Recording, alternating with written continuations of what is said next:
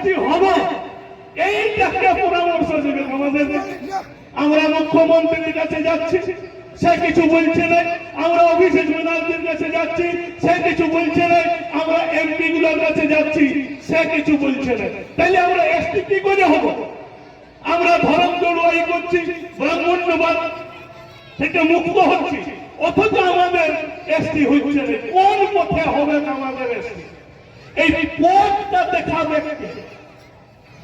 যারা ভোট দিচ্ছে, যারা আইন করছে, তারা কিন্তু আমাদেরকে পথ দেখাচ্ছে না।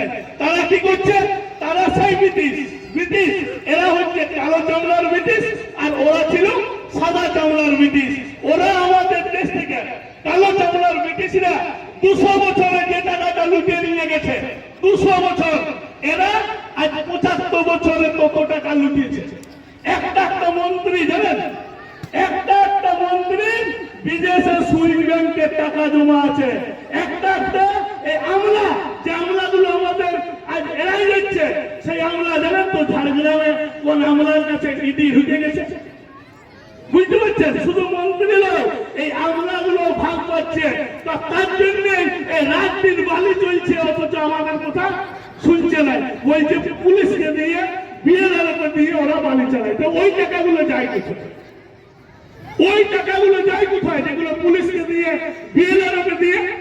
তো এইগুলো কিন্তু আপনাদেরকে দেখতে হবে, টাকাগুলো যায় কোথায়? কেন আজ তো টাকা বালির দাম হবে? একটা প্রধানমন্ত্রী আবাস যোজনার ঘর পাচ্ছি, সেই ঘরের জন্য বালি কিনতে যাবো, কেন 5,000 টাকা দিতে হবে?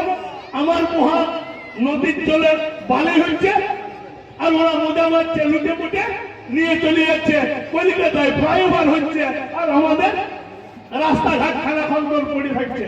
তার জন্য আমরা ঠিক করেছি যে আমাদের যে মা কাকে যেতে 14 জন আছেন, যে হুলির কানে আমাদের আপনাদেরকে কবে যেতে হবে না? আপনাদেরকে যেতে হবে 10 মার্চ।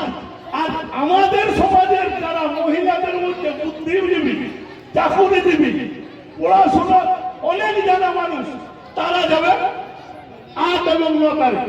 আর আমাদের সমাজে সবচেয়ে বুদ্ধিমান যারা মানুষ আছেন, ডাক্তার, প্রফেসর, ইঞ্জিনিয়ার, বিজ্ঞানী, আইএএস, আইপিএস, তাদেরকে আমরা নিমন্ত্রণ করব যে কোন পথে গেলে, আজ বলুন, কোন পথে গেলে কুড়মি এসটি পাবে, যেখানে আমাদের কোন এমএলএ, এমপি, কোন মন্ত্রী শুনছে নাই।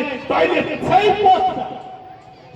পথটা 10 তারিখে শুনতে কিন্তু প্রত্যেক ঘর থেকে, প্রত্যেক মাতাকে যেতে হবে।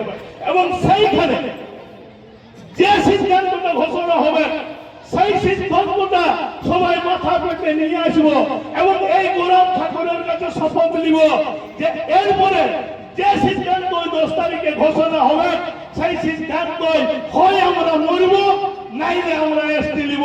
এই শপথটা নেওয়ার জন্য কিন্তু ওই 10 তারিখের ফুলহুলির টানে আমরা সবাই যাব। আজকে এইখান থেকে শপথ নেন এবং সেইখানে মন নিয়ে শুনবেন। প্রত্যেকটা মহিলা